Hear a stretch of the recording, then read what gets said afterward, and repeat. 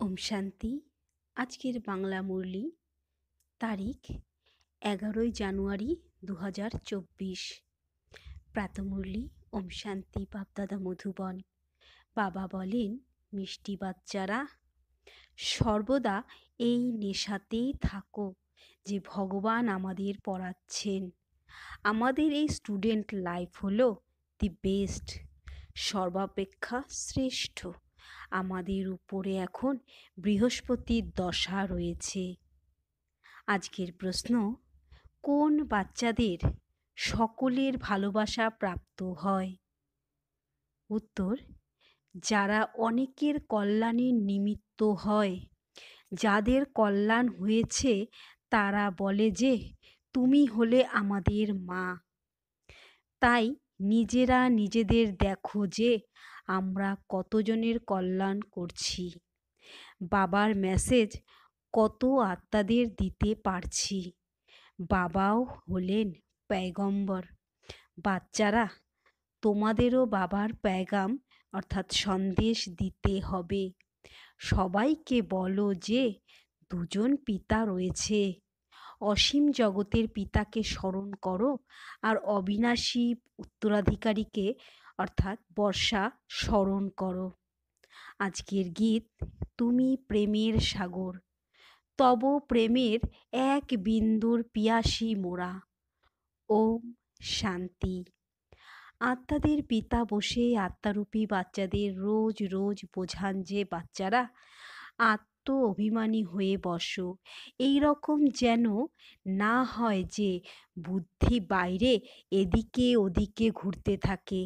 একমাত্র বাবাকে স্মরণ করতে হবে। তিনি জ্ঞানের সাগর, প্রেমের সাগর। বলা হয় যে জ্ঞানের এক ফোঁটাও অনেক। বাবা বলেন, মিষ্টি মিষ্টি বাচ্চারা, আত্মিক পিতাকে স্মরণ করো, তবে তোমরা এই অবিনাশী উত্তরাধিকার পেয়ে যাবে। অমরপুরী বৈকুণ্ঠে চলে যাবে। এছাড়া এই সময় তোমাদের মাথার উপরে যে পাপের বোঝা রয়েছে তা নামিয়ে ফেলতে হবে। নিয়ম অনুসারে, বিবেক অনুসারে বাচ্চারা তোমাদের বোঝানো হয়। যিনি উচ্চ থেকে উচ্চে ছিলেন তিনিই অন্তিমে নিচে তপস্যা করছেন। রাজযোগের তপস্যা একমাত্র বাবাই শেখান। হঠযোগ হলো সম্পূর্ণ আলাদা। ওটা হলো পার্থিব জগতের, আর এ হলো অসীম জগতের। ওটা হলো নিবৃত্তি মার্গ, এ হলো প্রবৃত্তি মার্গ। বাবা বলেন, তোমরা বিশ্বের মালিক ছিলে। রাজা রানী যেমন হবে, প্রজা তেমনই হবে। প্রবৃত্তি মার্গের পবিত্র দেবী দেবতা ছিল, পরে আবার দেবতারা বাম মার্গে অর্থাৎ বিকারে চলে যায়। সে সবেরও চিত্র রয়েছে। অত্যন্ত অশোভন অর্থাৎ নোংরা চিত্র বানায়, যা দেখতেও লজ্জা করে, কারণ বুদ্ধিও সম্পূর্ণ ভ্রষ্ট হয়ে যায়। বাবার উদ্দেশ্যেই বলা হয় যে তুমি হলে প্রেমের সাগর। এখন প্রেমের তো এক ফোঁটা হয় না। এ হলো জ্ঞানের কথা। বাবা, তোমরা বাবাকে জেনে বাবার থেকে অবিনাশী উত্তরাধিকার নিতে এসেছো। বাবা সদ্গতি জ্ঞান দেন। শুধু শুনলেই কি সদ্গতিতে আসতে পারবে? না, পারবে না। বাচ্চারা, এখান থেকেই তোমাদের নতুন দুনিয়ায় যেতে হবে। তোমরা জানো যে আমরাই বৈকুণ্ঠের মালিক হই।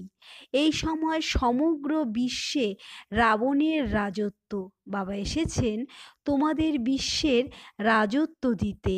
তোমরা সকলেই বিশ্বের মালিক ছিলে।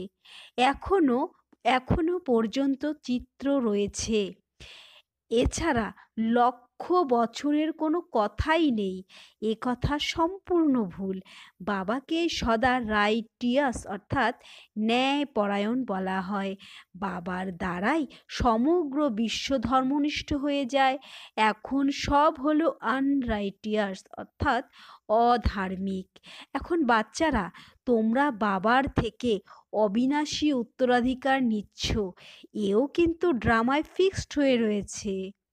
জ্ঞান শুনতে শুনতে তারা আশ্চর্য রকমভাবে শুনন্তি অর্থাৎ শোনে, কথন্তি অন্যদের শোনায়, ভাগন্তি অর্থাৎ তারপর হাত ছেড়ে চলে যায়, অর্থাৎ ভাগন্তি হয়ে যায়। ওহো আমায় মায়া, তুমিও কত শক্তিশালী যে বাবার কাছ থেকে বিমুখ করে দাও। শক্তিশালী কেন হবে না, আধা কল্প তো রাজত্বও চলে। রাবণ কি তা তোমরা জানো। এখানেও কোনো কোনো বাচ্চারা বুদ্ধিমান, আবার কেউ কেউ অবুঝ। তোমরা জানো যে এখন আমাদের উপরে বৃহস্পতির দশা রয়েছে, তবেই তো আমরা স্বর্গে যাওয়ার জন্য পুরুষার্থ করছি। মানুষের যে মৃত্যু হয়, কিন্তু তারা তো স্বর্গে যাওয়ার জন্য কোনো পুরুষার্থ করে না, শুধু এমনই বলে যে স্বর্গে গেছে। তোমরা জানো যে সত্যি সত্যি স্বর্গে যাওয়ার জন্য আমরা পুরুষার্থ করছি, অথবা স্বর্গের মালিক হওয়ার জন্য পুরুষার্থ করছি। এমন এখনো কেউ বলে না যে ইনি স্বর্গে যাচ্ছেন, বরং তারা বলবে যে এটা কি বলছো, মুখ বন্ধ করো। মানুষ তো পার্থিব অর্থাৎ হদের জগতের কথা শোনায়, বাবা তোমাদের অসীম অর্থাৎ বেহদের কথা শোনায়। বাচ্চারা, তোমাদের অনেক পুরুষার্থ করা উচিত, নেশায় অত্যন্ত বিভোর হয়ে থাকা উচিত। যারা কল্প পূর্বে পুরুষার্থ করেছিল, যে পদ প্রাপ্ত করেছিল তাই পাবে। বাচ্চারা, অনেকবার তোমাদের মায়ার উপরে বিজয় প্রাপ্ত করিয়েছি, পুনরায় তোমরা পরাজয় বরণও করেছ। ড্রামা এইভাবেই তৈরি হয়ে রয়েছে, তাই বাচ্চাদের অত্যন্ত খুশি হওয়া উচিত। তোমরা মৃত্যু লোক থেকে অমর লোকে যাচ্ছ। Student life is the best, ছাত্র জীবনী শ্রেষ্ঠ। এই সময়ই হলো তোমাদের শ্রেষ্ঠ জীবন। একে কোনো মানুষ জানে না, স্বয়ং ভগবান এসে তোমাদের পড়ান। এটাই হলো সর্বাপেক্ষা শ্রেষ্ঠ ছাত্র জীবন। আত্মাই পড়ায়, আবার বলে যে এর নাম অমুক। আত্মাই শিক্ষক, তাই না? আত্মাই শুনে তা ধারণ করে, আত্মাই শোনে, কিন্তু দেহ অভিমানের কারণে বুঝতে পারে না। সত্যযুগে বুঝতে পারবে যে আমরা অর্থাৎ আত্মারা এই শরীর প্রাপ্ত করেছি, আর এখন বৃদ্ধাবস্থা। অতি শীঘ্র সাক্ষাৎকার হবে যে এখন আমরা এই পুরনো বস্ত্র পরিত্যাগ করে নতুন পরব। ভ্রমরীর উদাহরণও এখানকার। এখন তোমরা জানো যে আমরা হলাম ব্রাহ্মণী। ড্রামার পরিকল্পনা অনুসারে যারাই তোমাদের কাছে আসে তাদেরকে অর্থাৎ জ্ঞানীর ভুভু করো। তাদের মধ্যেও আবার কেউ কেউ কাঁচা থাকে, কেউ কেউ নষ্ট অর্থাৎ বিকারী হয়ে যায়। সন্ন্যাসীরা তো এই উদাহরণ দিতে পারে না, ওরা কি কাউকে নিজের মতো তৈরি করবে না করবে না। তোমাদের কাছে তো এইম অবজেক্ট রয়েছে, এই সত্য নারায়ণের কথা, অমর কথা, এসব তোমাদেরই। একমাত্র বাবা এই সত্য কথা শোনান, এছাড়া আর সবই মিথ্যা। ওখানে তো সত্য নারায়ণের কথা শুনিয়ে প্রসাদ খাওয়ায়। কোথায় তা হলো সীমিত জগতের অর্থাৎ হদের কথা, আর কোথায় এ হলো অসীম জগতের অর্থাৎ বেহদের কথা। বাবা তোমাদের ডাইরেকশন দেন, তোমরা নোট করো। বাকি যত বই শাস্ত্র ইত্যাদি রয়েছে, এই সবই শেষ হয়ে যাবে, পুরনো কোনো জিনিসই থাকবে না। মানুষ ভাবে যে কলিযুগ শেষ হতে এখনো 40,000 বছর বাকি রয়েছে, সেই জন্য বড় বড় ঘরবাড়ি ইত্যাদি তৈরি করতেই থাকে। খরচ করতেই হবে, খরচ করতেই থাকে। সমুদ্র কি ছেড়ে দেবে? এক ঢেউই সব গ্রাস করে নেবে। না এই বম্বে ছিল, আর না থাকবে। এই 100 বছরের ভিতরে এখন এইসব এইসব কি নাকি বেরিয়েছে। পূর্বে ভাইসরয় অর্থাৎ ব্রিটিশ রাজ প্রতিনিধি ৪টি ঘোড়ায় টানা গাড়িতে আসতেন। আর এখন অল্প সময়ের মধ্যে দেখো কি কি হয়েছে। স্বর্গ তো অনেক ছোট, নদীর ধারে তোমাদের মহল হবে। বাচ্চারা, তোমাদের উপরে এখন বৃহস্পতির দশা রয়েছে। বাচ্চাদের অত্যন্ত খুশি হওয়া উচিত যে আমরাই ধনবান হই। যখন কেউ সর্বশান্ত হয় তখন তাকে বলা হয় রাহুর দশা রয়েছে। তোমরা নিজেদের দশায় প্রফুল্ল থাকো। ভগবান অর্থাৎ বাবা আমাদের পড়ান। ভগবান আর কাউকে পড়ান কি? বাচ্চারা, তোমরাই জানো যে আমাদের এই ছাত্র জীবনই সর্বাপেক্ষা শ্রেষ্ঠ। আমরা নর থেকে নারায়ণ বিশ্বের মালিক হই। এখানে আমরা রাবণ রাজ্যে এসে আটকে অর্থাৎ আবদ্ধ হয়ে পড়েছি।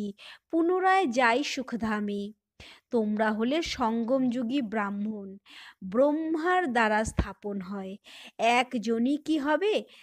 না, তা হবে না, অনেকেই হবে, তাই না? তোমরা ক্ষুধার অর্থাৎ ভগবানের খিদমতগার অর্থাৎ সেবাধারী হও।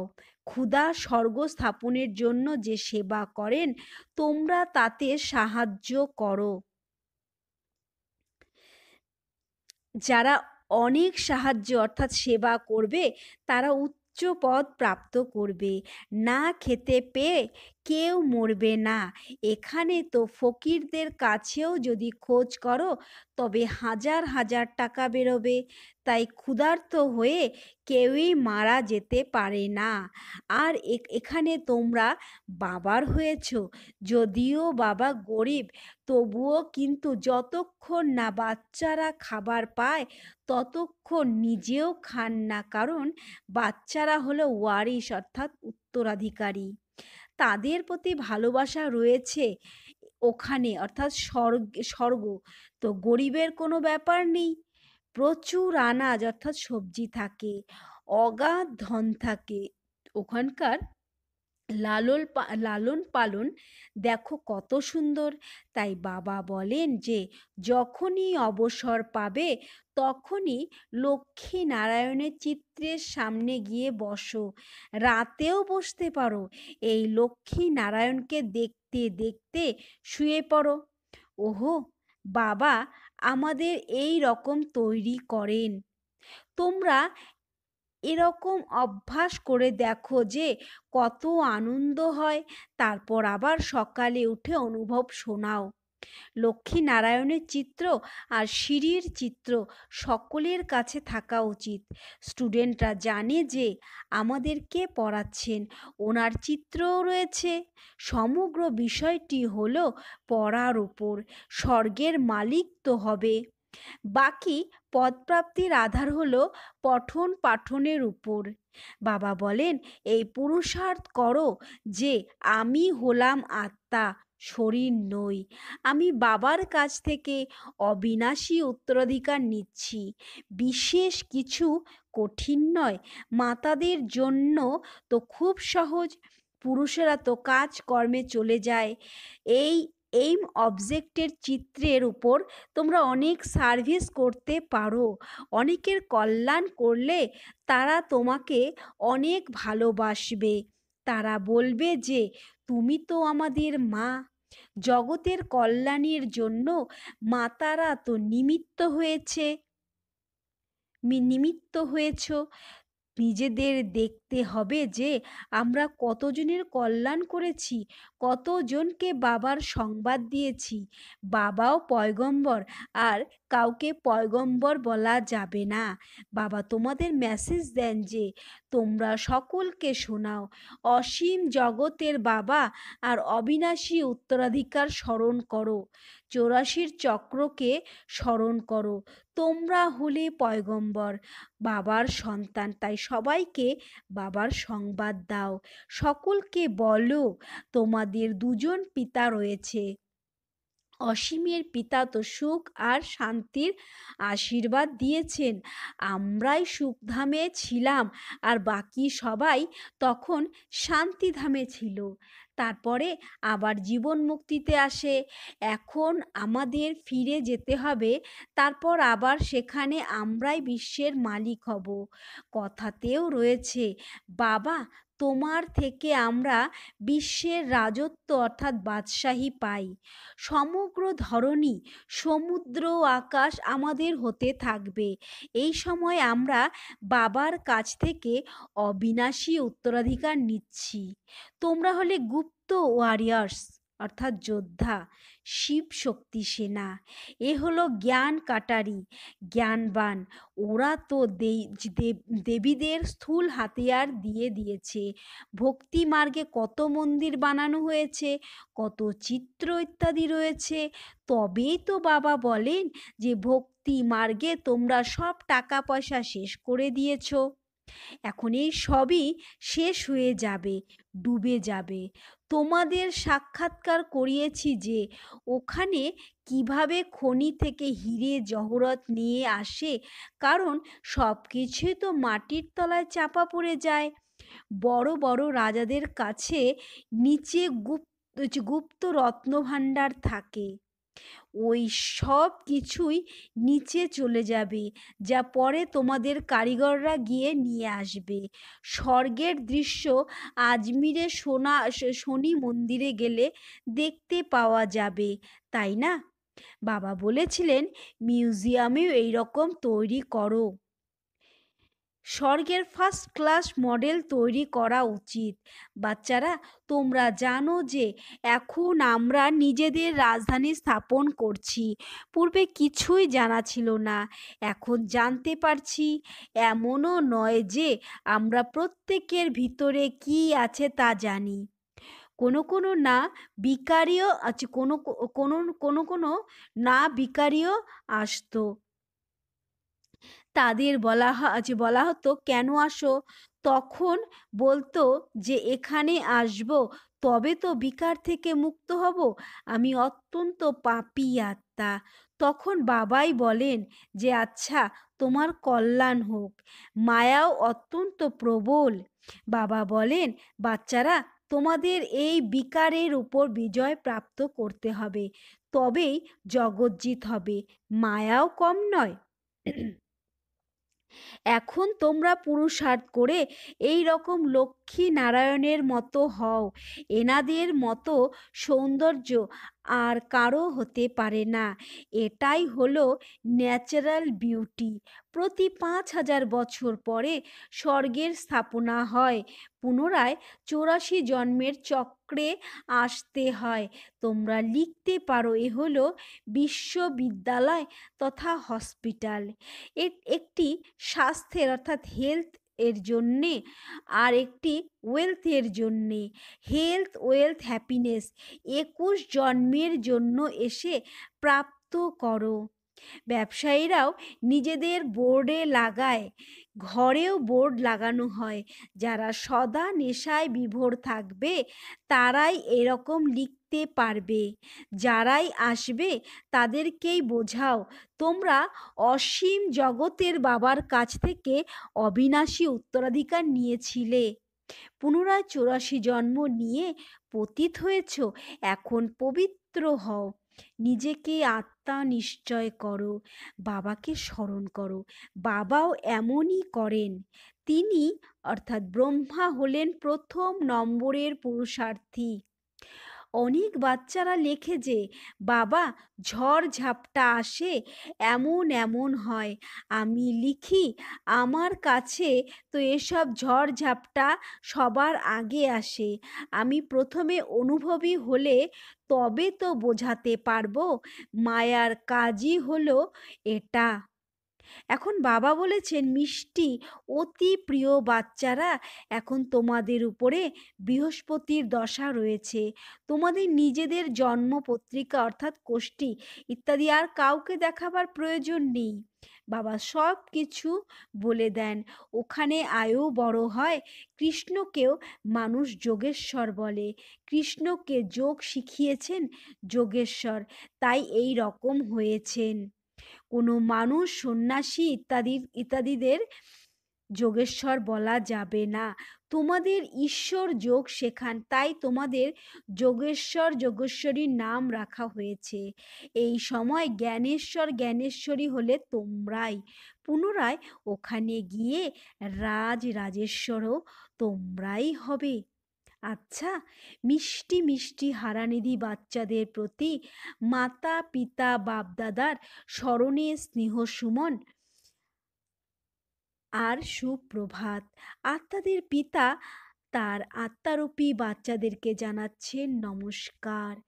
আত্মারূপী বাচ্চারা তাদের আত্মারূপী পিতা পরমপিতা পরমাত্মাকে জানাচ্ছেন নমস্কার, সুপ্রভাত। ধারণার জন্য মুখ্য সার। প্রথম, এইম অবজেক্টকে সামনে রেখে পুরুষার্থ করো। লক্ষ্মী নারায়ণের চিত্রকে সামনে দেখতে দেখতে নিজের সাথে কথা বলো যে, ওহো বাবা, তুমি আমাদের এই রকমই তৈরি করেছ। আমাদের উপরে এখন বৃহস্পতির দশা রয়েছে। দ্বিতীয়, নিজের সমান বানানোর জন্য ভ্রমরের মতো জ্ঞানের ভুভু করো।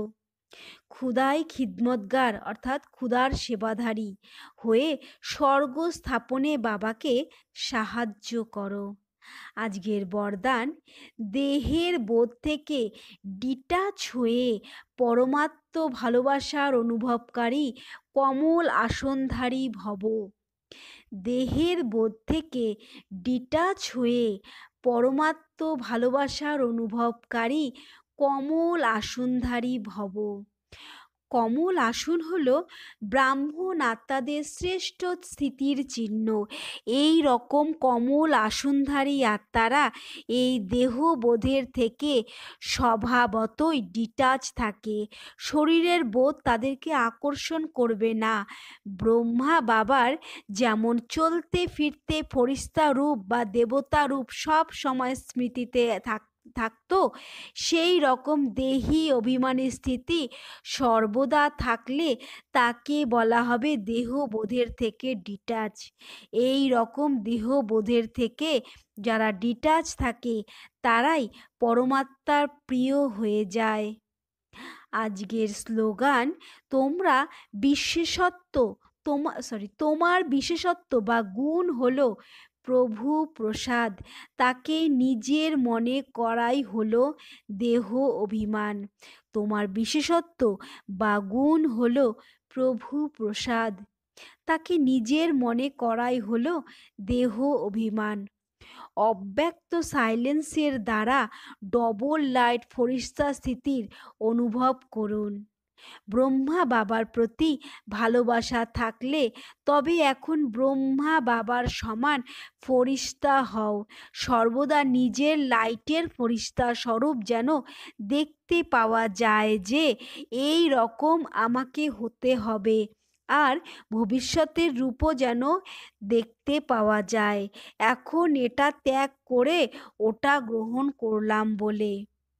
যখন এই রকম অনুভূতি হবে তখনই বুঝবে যে সম্পূর্ণতা সমীপে রয়েছে। ওম শান্তি।